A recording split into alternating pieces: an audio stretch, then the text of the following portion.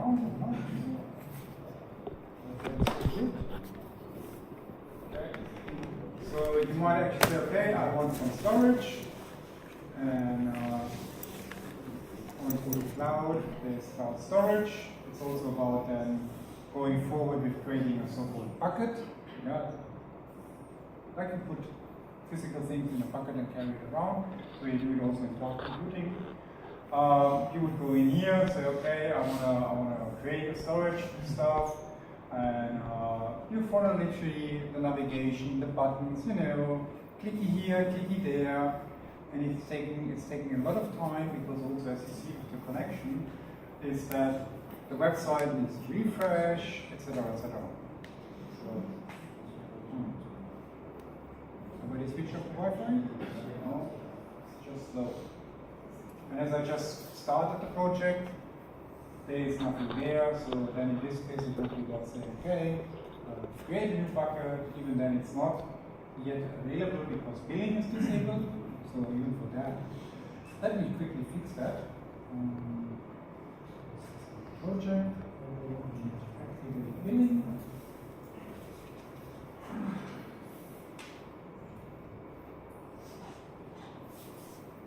Don't worry, even with Google Cloud, if you have a Gmail account, even if you have with the university, you can sign up. You get $300 credits for the first 90 days.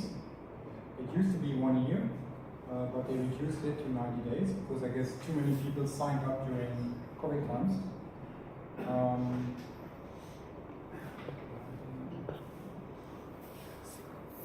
There's eventually a little problem about signing up. Oh my word. Reach the limit of projects. Okay, good, no problem. 15 months. Existing project. Problem. Okay.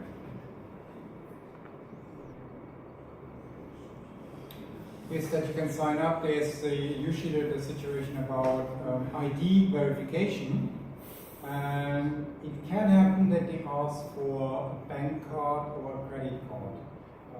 So there might be maybe a small hiccup about signing up, but this is something that you would also have with AWS or with Azure. There are eventually an alternative way that you can provide a telephone number and you get an SMS or a phone call, an automated phone call, to, you know, verify your identity. Just try it out. I mean, it's pain-free.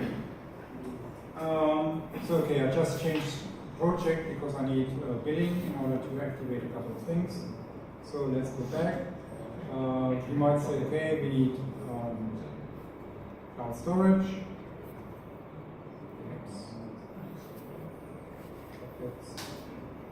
We can just search for that. But you see already it takes time. Yeah?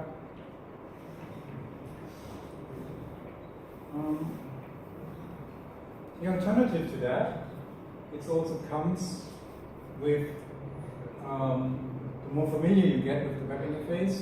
At a certain stage you might say, I want to optimize it, I want to you know, have it faster and in a simpler way, because normally what happens is you would work on your source code. Who's using Visual Studio Code? Everybody? Visual Studio Code? Yeah. Which editor are you using? Eclipse. Eclipse. Emacs. No C++. Okay, Emacs. cool. You use Emacs. Okay. Okay. Eclipse as well. You have your IDE. Yeah. There you would also then, normally you have the possibility to spin up a terminal. Yeah? So meaning you are in Eclipse, you are in your source code, you have your terminal, and you don't want to, you know, go here, go there, you want just stay within Eclipse or in your code editor. So that's the same for me. I'm using Visual Studio Code a lot of times, and here as well in Visual Studio Code is a situation that I can pop up my terminal in order then to Second time. This is really a demo situation. Hello.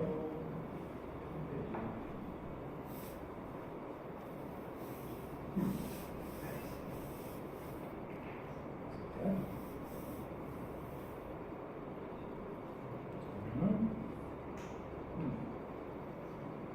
Seems to be dead. Ah, it's still alive. Okay. I was wondering what it's doing in the background.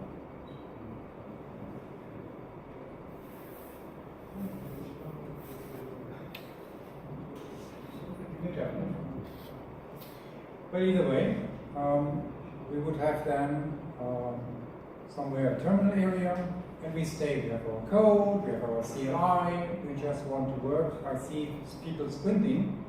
You're allowed to say something if it's too small. Just zoom in a little bit.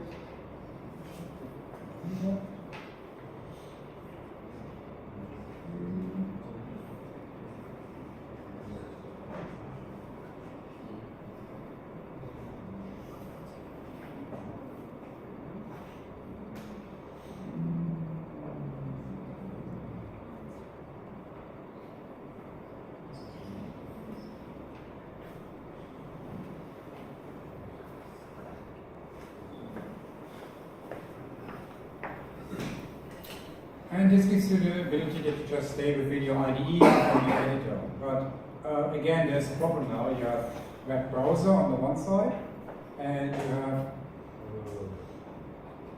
you get error message. Oh. Maybe I should change to Eclipse. Or Notepad, yes. Thank you for that. There it is about demo goals. When we start changing screen resolution, it can happen that applications are acting up.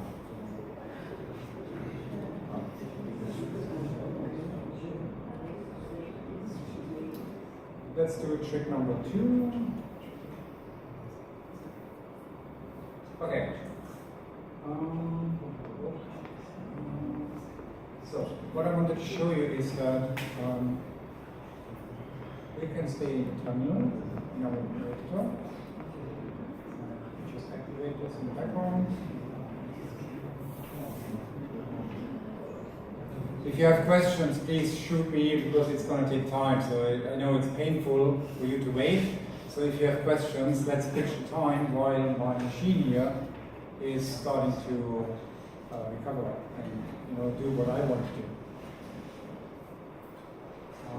Yes, I haven't used it since a while. I'm aware of that. In Google Cloud, you get a virtual machine with 5 GB RAM, so that you can use, which gives you access to a terminal. There's also an online editor. The online editor is actually based on the same concept as Visual Studio Code. So it's like a JavaScript application. Instead of being in an Electron, it is then on the website. So even if you want to explore Visual Studio Code and you don't want to install it, you can go on the website vs.dev, and then you get an online version of Visual Studio Code. Well, so now we're at least here. That's good. And the trick is that in comparison to navigating around the website, in the terminal with gcloud, there's a CLI tool called gcloud.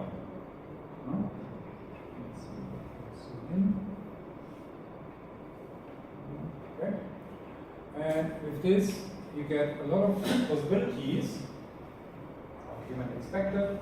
So it tells you, okay, with gcloud and certain command groups, you can then do certain things on Google Cloud. So what happens here under the hood is actually that everything that gcloud offers as a service is exposed as an API.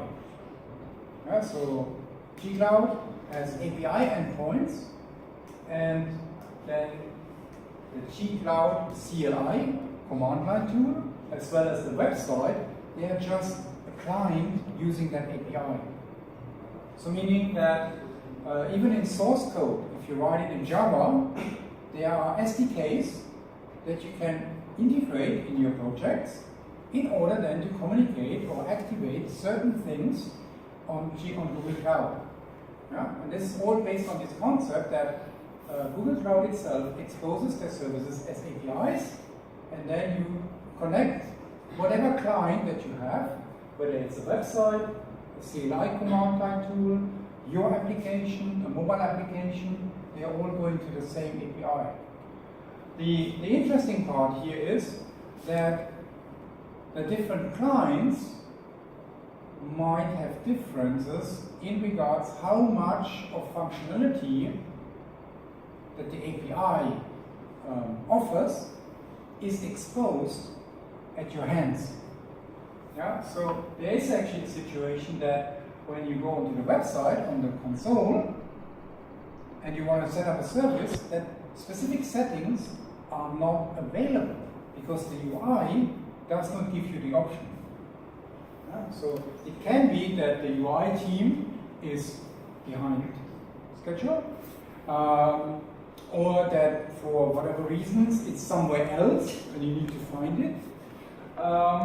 And yeah, so the same is similar situation is with the G-Cloud command line tool that also has certain command groups, but for example for newer stuff they also have a beta area and an alpha area. So it means that not everything is made available on the command line for you. And also the Google Cloud mobile application does not go into the whole API. However, and that's the interesting part, the G-Cloud CLI command line tool is the most complete one. So it gives you the most options and it's the most powerful in order to work with G-Cloud. Yes, please. The part right after you spoke about API, I was thinking something regarding the G-Cloud when you were explaining. It's about permissions here. I don't know if you will expand on that because by default you just configure your G-Cloud CLI and you're trying to do things. You want with that you do not have enough permission to maybe create this service. And the good thing about the G-Cloud is that it informs you. Yes. In order to do this, you need this and this and these permissions. Do you want to enable them in this specific project? It's actually that's a good point. Like I just said it earlier about trying to create a bucket and it says, oh, billing is not enabled. Yes. If I would have done this in the command line tool, it would have asked me if I want to activate billing. And I could have just confirmed it with yes, but I'm beyond the quota. So, and also with dependencies, it's the same situation. But we will look into that actually. I'm just giving you a quick overview about what is there. So meaning as well, it's a little bit grouped. So you see there is actually then the command groups for AI and machine learning, for API activities, then Mentos, batching. What is interesting, there's the billing part, CI/CD, where we had a lot of stuff. So actually the thing is also that on Google Cloud Platform, you get code repositories. Like on GitHub, I mean, if you have already everything on G-Cloud, why hosting the code on GitHub when you can host it on Google Cloud? They have repositories. There's also then the so-called artifacts where you can have your images, and there's even a build engine so that you can compile your projects, so that you don't need to compile it on your local machine. So this is actually what Dusan was explaining with the Argon CD, that it was compiling the application before deploying. You have the same situations here. The compute group gives you then the possibility that you can create virtual machines. Yeah? There's data analytics, databases, different ones. You can go for SQL instances regarding MySQL. You can put up something like Spanner, which is a global relational database. Identity management. So it's interesting to explore all kinds of areas that the gcloud command gives you, as well as the management tools.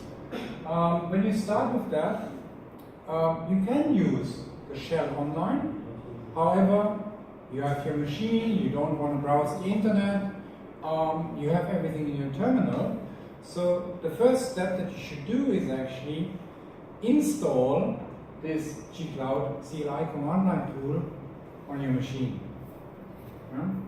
And the documentation has it described, so it is very easy to do on different flavors of Linux, Mac OS as Windows.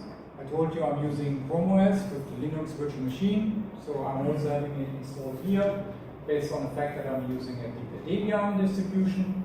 And you can just, for Windows, there's just a download, get the exe, even just as the gcloud SDK installer.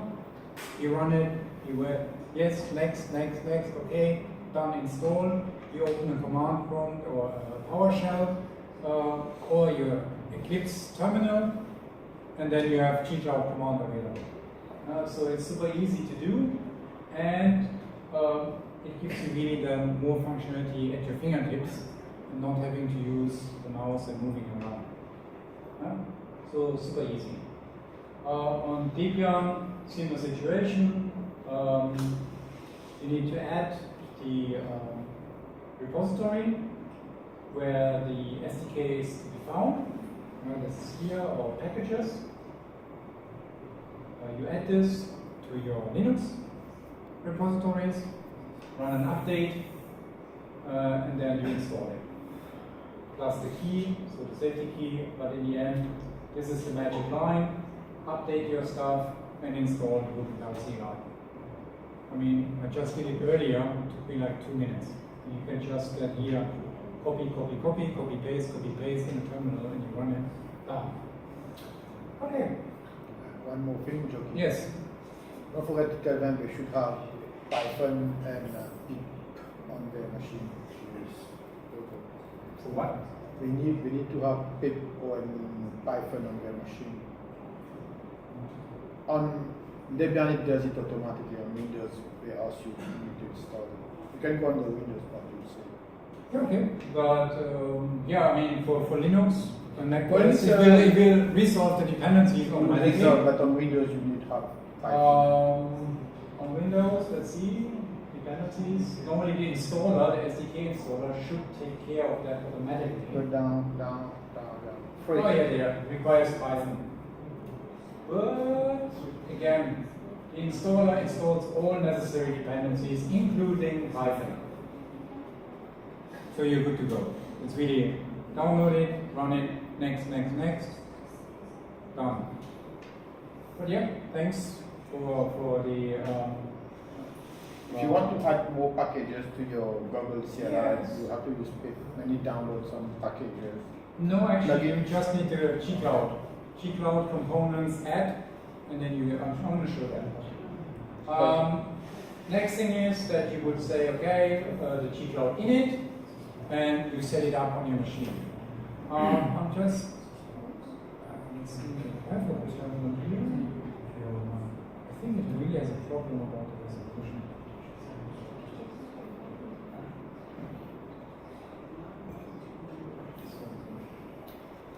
After gcloud is installed, you would literally see, okay, you can run it with version.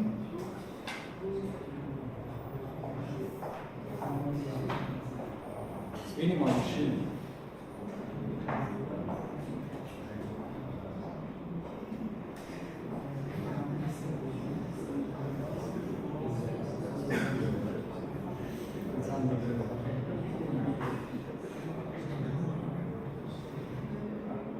Let's keep it on PowerShell.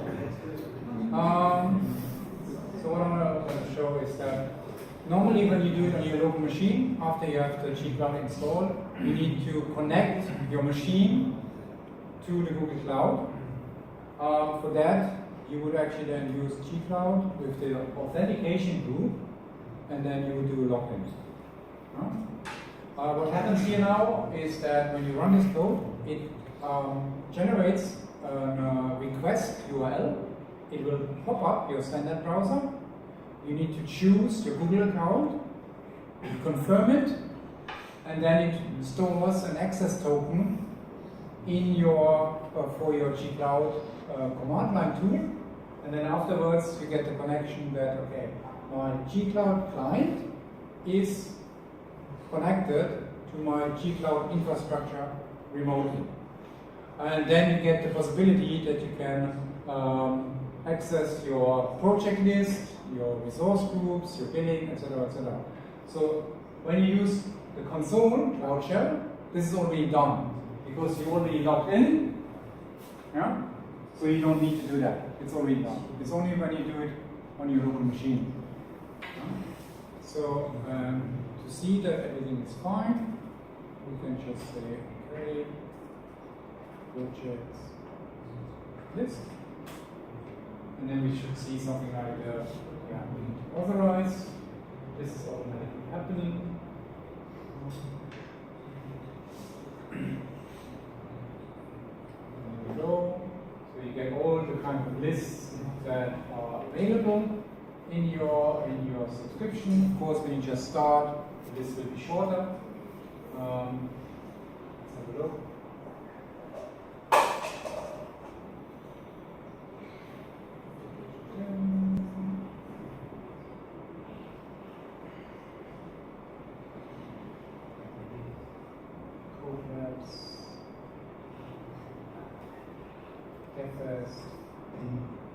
So these are the same, like if you would use this drop down here, it would give you then the same kind of list, just then by offering you these identification numbers. No? Alright. So now, as I was saying, target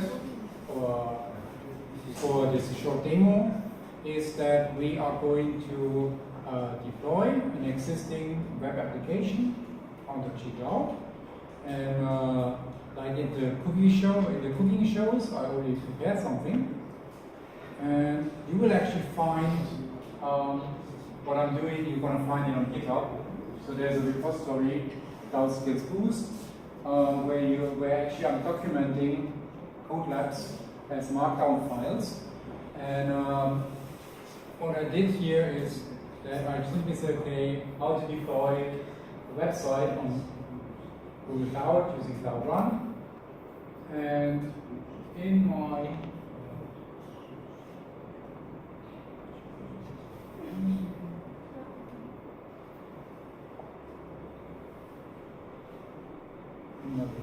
code, I think it's really about the second screen. Because as soon as I disconnect, everything is just fine. Try to install Cloud SDK. But Your no, Cloud SDK is installed, so that's fine. This is no problem. Cloud SDK is already installed. Let's check this with G-Cloud version. Yeah, there you see, it switches it to fashion. Oh, it's not. Oh, it has a problem. It says it was corrupted. Oh, it was corrupted. Okay. Well, anyways, then we use the G-Cloud on the shell. No problem. Okay, so literally what I do is, or what I did here is, there are liquid labs. Just change here.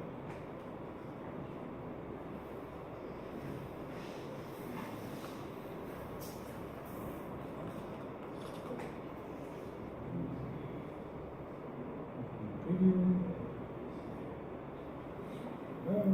Preview.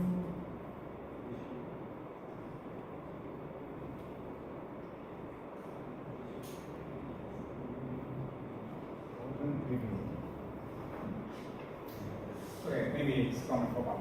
So what happens is that with G-Cloud, you can use different information, different instructions to set the environment.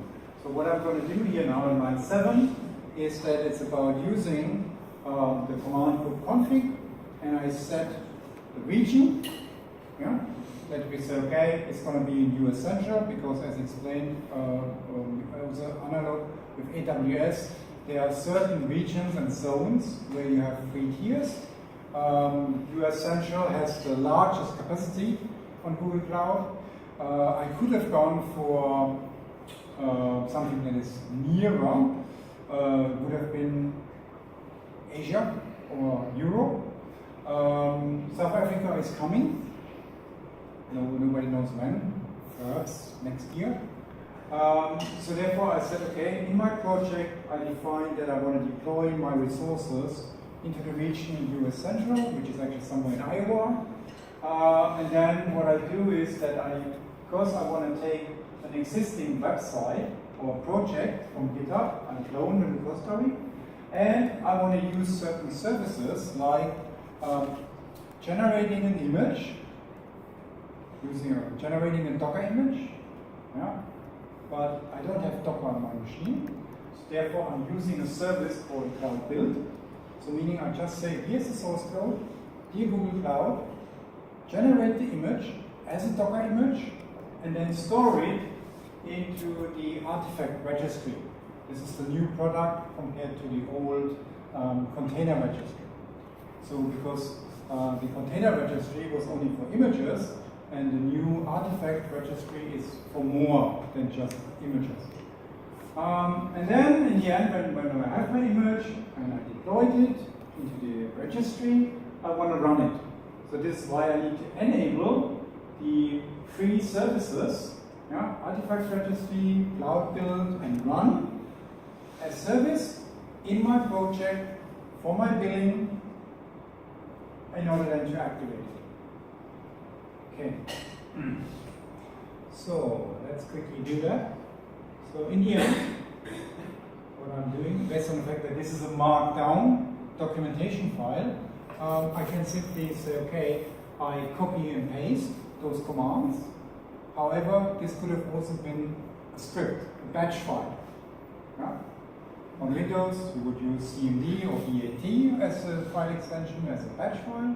On Mac, on Linux, use just an SEH optionally, give it the shebang, bin batch, give it the execute permissions, and then you could write it.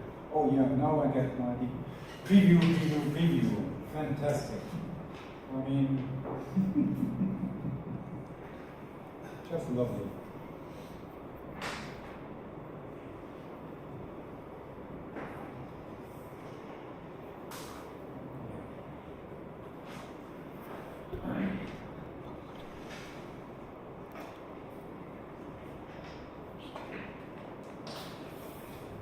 I guess I should skip using formulas for demonstration purpose.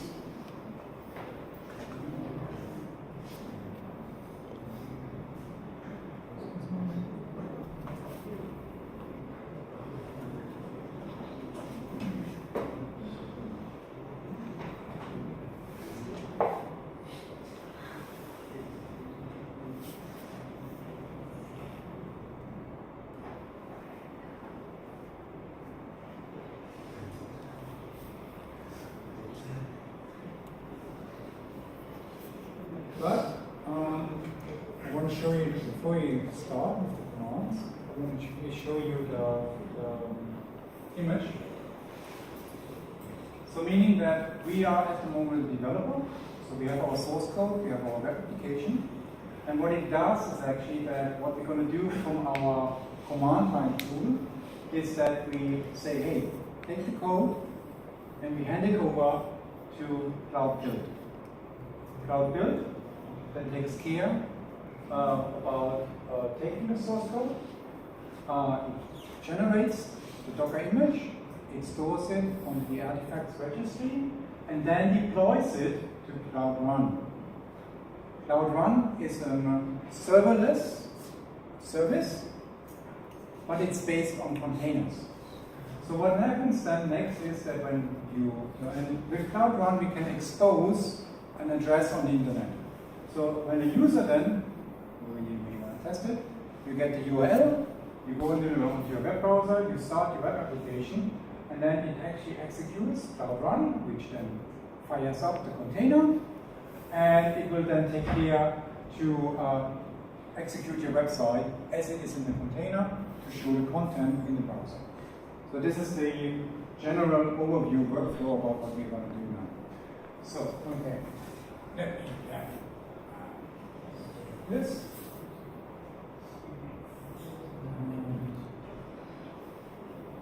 Good. So,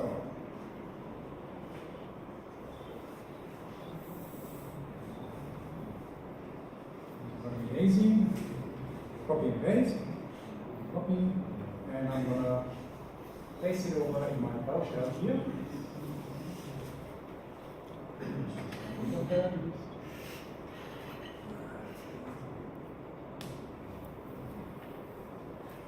Jesus.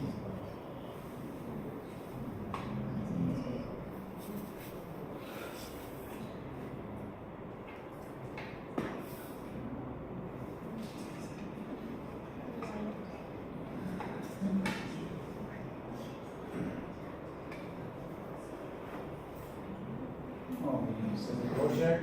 Okay, that's very funny. So first we need to set the project before we can set the region, but I'm surprised that we didn't do that. I need to get the identifier. Ooh.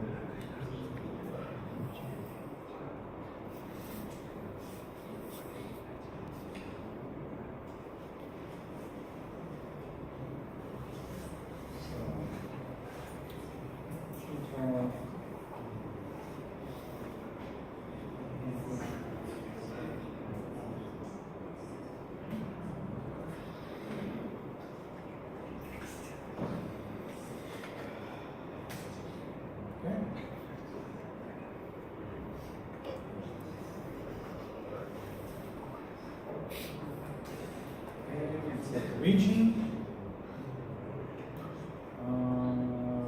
There you see what was mentioned earlier. At the moment it says, hey, this is the project. You want to do some changes. However, access to the compute API is not enabled. Would you like to do that? So we can just say, yeah, okay, confirm it with a yes. So now it enables the API for computing, meaning virtual machines, etc. And I could have done the same literally by, navigating here on the website, trying to figure out where then more products, which means actually I need to go into API services, any opening, and then it would be about enabling services, APIs, find, compute, look for the button, enable API. So it would have taken me like, only half a minute just to navigate there. And on the command line it's doing it automatically. But yeah, it's also taking time here. So that's something you would do initially only.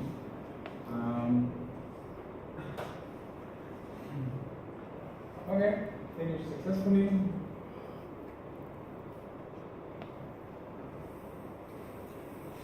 The problem about live demos, you never know how fast the internet is or how fast the service provider is.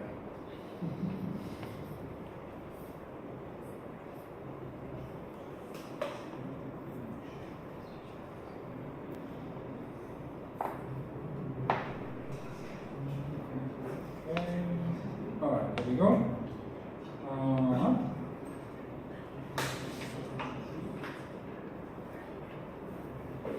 Then we going to activate the other services about artifact registry, Cloud Build, and Cloud Run. And that's also the nice part when you use the terminal, you can just use your history with navigation, up-down arrow, or you use Control R and reverse search your history, so you don't need to type it each time if you have repetitive activities. But this one's very faster.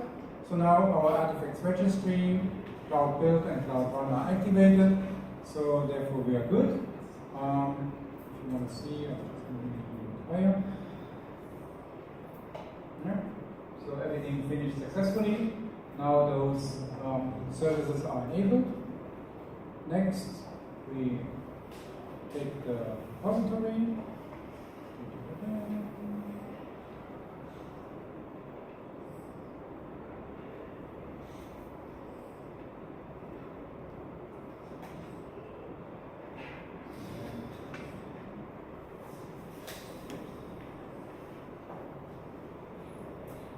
The repository itself is just a website in React.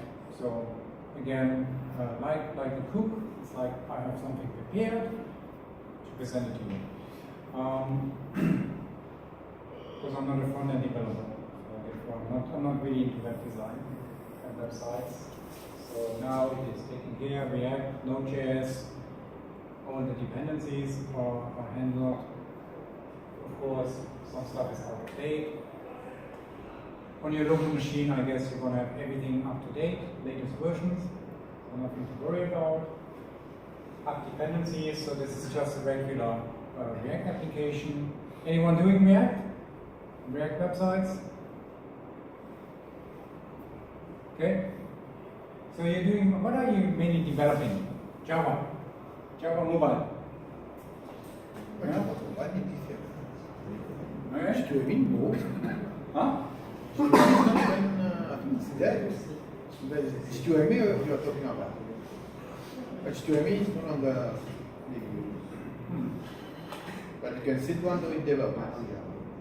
Okay.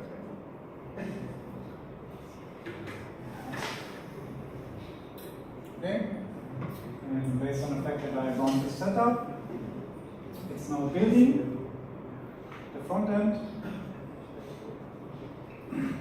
So this is already part of the React application. Somebody else programmed that. It's not my business. It's just that I'm responsible at the moment to deploy it.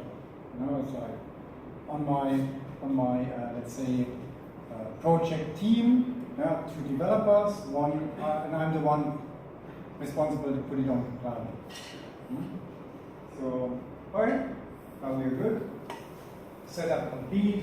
Maybe we don't want to have the latest version of Node.js, but yeah, it's a nice recommendation to use the Node version manager, but we're not interested at the moment. So now that we have this compiled, it's like, okay, let's try it if it's actually working locally. So I'm just verifying that everything is okay before I can deploy it. For that, I go into subdirectory and start it.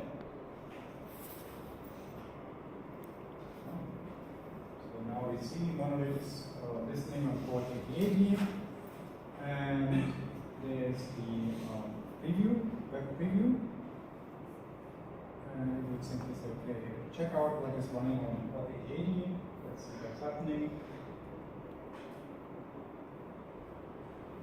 And that's also what you would do on your local machine, you know, like npm run start, in order to check that everything is nice on your local machine. Happening, fancy store, we have a nice website. So website is working. No? So this would be, at the moment, we would be still locally on your machine. I'm only demoing it in Cloud Shell because my machine is acting now. But okay, that is now the source code directly, like it would be local. So normally on your machine, it would be the local host for 8080. Okay, fine. We're good to go. We're good to continue. So me Control C to stop. Good. Now it's time to deploy.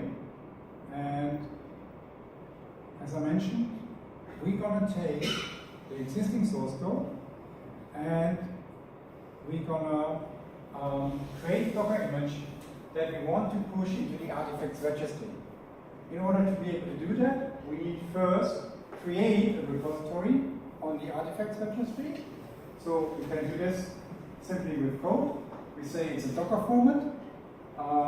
It's in the same location, do essential, we give it a demo, and async says, okay, do it and just continue. Alright, so let me just copy that line 24. in case that you're wondering about the backslashes, this is line continuation. This is a problem on Windows, because on Windows you don't use this character.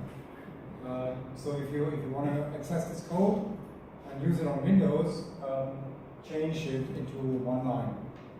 But because of screen width, I'm just putting it this way. On Linux and Mac OS it will work.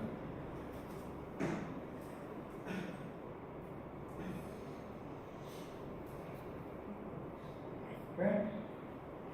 So we send the request, we're already back, and we can use stop here. What's that issue? I'm looking for one control. Yeah, Yes, yes. Yeah, sure. Okay. Sorry to disturb. Oh, cool. Alright. So now we do the next one. So meaning, now what we do is that we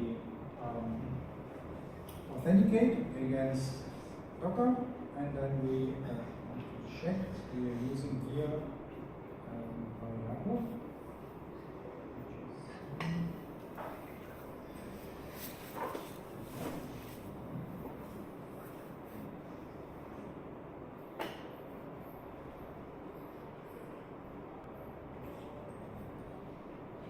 Verify that this is working.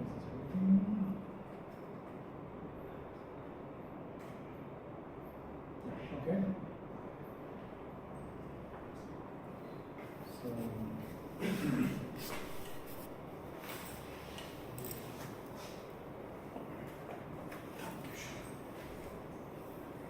right. So putting this pasting. Okay. So what happens now is that we are generating. We taking our source code. It says, all right, we have credentials that we add so that we can deploy. I said yes, okay, we want to continue. So now it pulls the Docker configuration file into my local environment. And then what happens is that it will take my source code and give it to Google Cloud Build. Yeah. So zipped it up. This is my Cloud Build. So it was actually taking my source code, wrap it up in an archive, upload it, and now Cloud Build is now doing everything. So you get a little bit of progress. It's going to take time. Would be interesting to, get up, stretch a little bit, do exercises, have a tea, have a water, have a restroom break. Then we see, that in between now it was executing the information in the Docker file, like building the images, exposing port, etc., etc. But again, just let the magic happen.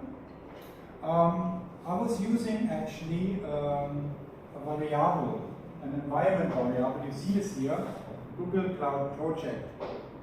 So meaning actually the script code that you see here, the G-Cloud, is flexible. So if I have the situation that, especially as students, normally you do project 3 people, 4 people, when you do assignment. It's a situation that if you would say that the project identifier is hard-coded, then only one person on the team can deploy it, because it's the project ID in their personal cloud space. If you use a variable, all members of the team just need to set the variable, literally just only once, and then you can deploy it yourselves at any time. So this is also then the variable itself is reused for different commands. So it keeps you flexible, whereas if you would do it in the web browser, you need to navigate each and everywhere around. So it would take more time. This is the pushing. Okay, we need for that. Right timing, success. So meaning that actually our source code, our React app, has been created as an image and pushed into the artifacts registry, And if we want to, we can verify this. So let's have a quick look. Artifacts. Virtual screen.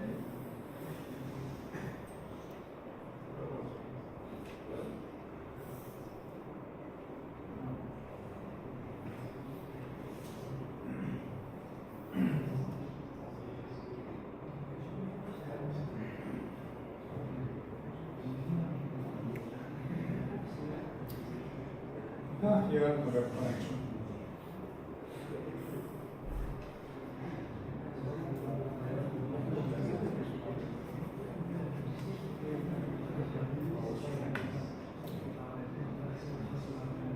Let's assume that it has pushed.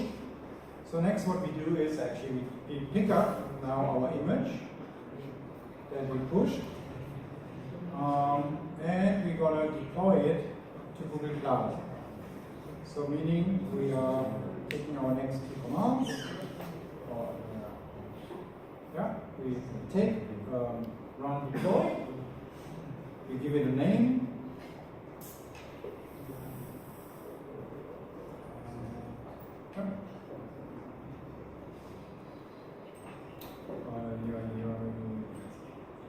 you see the UI is making too much stuff.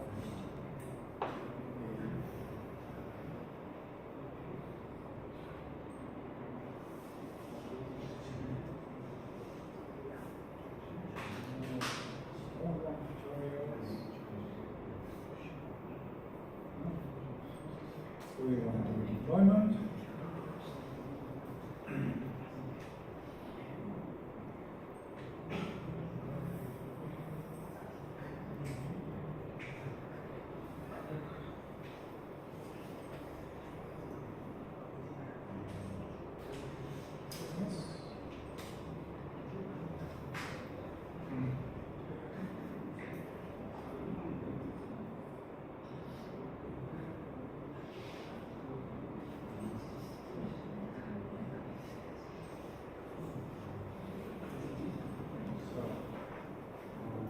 Here's our repository, and in that one we will then find our monolith image. And meanwhile, while it was deploying, it's done, and now it says, hey, your image has been deployed, and it's now taking care of 100% of the traffic, and you can reach it on that application or on that URL. So what we can do is you can just go here, press Ctrl click. It will hopefully open a new tab. Yes, it does. And again, we are in a fancy store, and the URL has changed compared to what we had earlier, because earlier it was localhost, and now it's actually deployed on the internet. Yeah? So taking your website and pushing it out. So, and the next step is actually, where it is very interesting, is when you start making changes. Now, let's say, for example, we go here, we make a change to our website. Is that it's also prepared, and then we rebuild it, and we can directly submit it again to Cloud Build. You see at the end here, at the moment we created image number 1. After the changes, we're going to have images, Docker image number version 2. So we can just take these lines of code and paste it over here.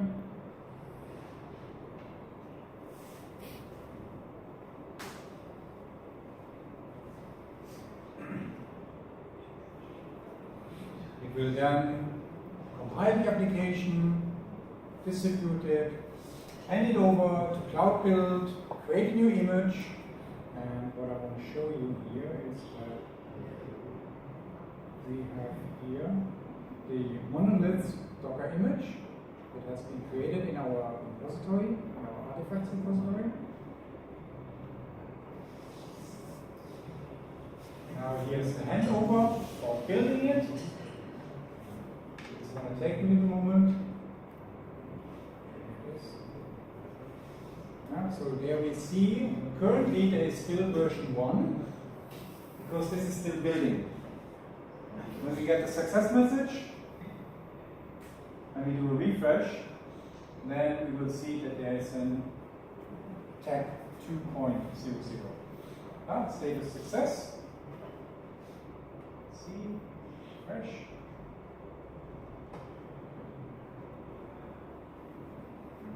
There we go. We have now 2 images. And the next step would be to say, hey, deploy this to Cloud Run. Of course, we can say, oh, okay, we can copy that line of code. But on the other side, we can be lazy. Hey, I just deployed it earlier. I still have this in my history. So I'm just checking where is my deployment. There's my Google Cloud Run deployed. But instead of tag 100, I want to now deploy 200. So the only thing I need to change is this, and run it again. Okay, it's actually now creating revision. It's also taking care. This is very interesting. While this is happening, somebody that visits your address will still get version 1. There is no downtime. It is actually spinning up a second instance, and when the version 2 is ready, it will decommission version 1. Yeah, so if you have critical deployments, it's directly happening. So it shows us, okay, this should be still the same URL. Let's see, monolith 36G4. Yes, they're the same. We simply do a refresh, and let's see what happened. Oh, okay, now it says fashion and style format. So there was a little change. Unfortunate, but in this case, you know, about redeploying it, you don't need to go into the web browser and, you know, navigating here, navigating there. You can just run those gcloud commands, use your command line history, and run it again and again and again.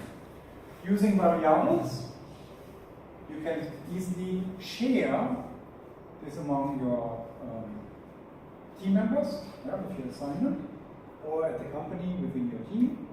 And yeah, so this makes it quite flexible without having to use, you know, more sophisticated services like Argon CD or Terraform, etc., etc. Yeah? But still, it saves you time based on the fact that even this documentation here about, hey, how to deploy our project, you can put it into the code repository of your project. Yeah? So everybody on the team knows how the deployment is happening. So, Yeah. question, line 46. 946. What is the purpose of doing cat JavaScript? Oh, that. What do you mean? Yes. What is the purpose? It is just opening. It was just about showing the changes, because what I do is that here's a copy, there's a second file that overrides the existing file. And then it was just about, okay, console output. So line 46 has no real impact, it's just an output. And the other thing is, as this, and I chose Markdown on purpose, because then it's a situation that effectively, let's see the time, but as you know, Markdown is a formatting language. So if you wonder about those hashtags, these are actually indicators for headers.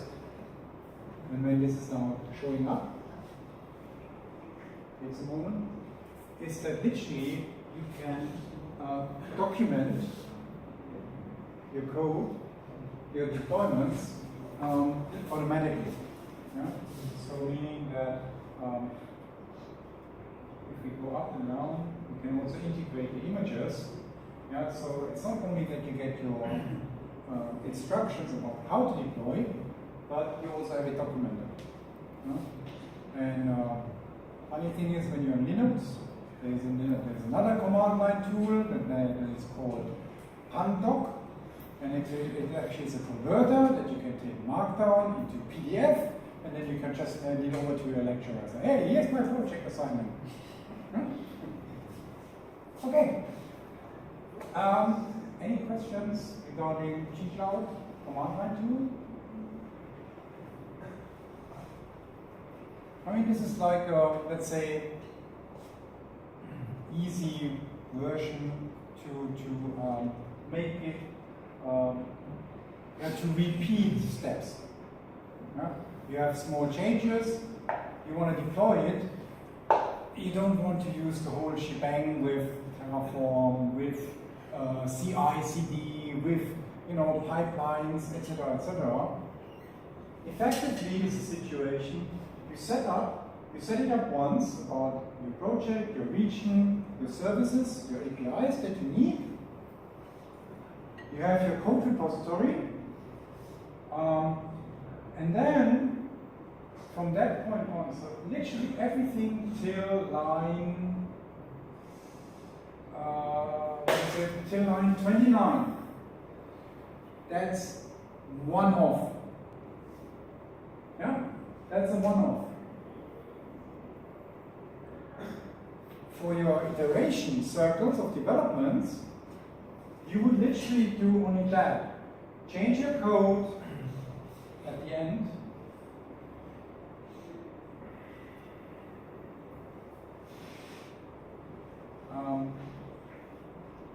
So the only things that you would do is change your code, do a local build, and even that is optional.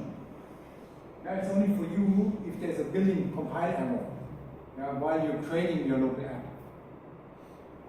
And then it's changing code. Interesting one is line 52 and line 56. These are the only two lines that you need after each code change that you want to deploy.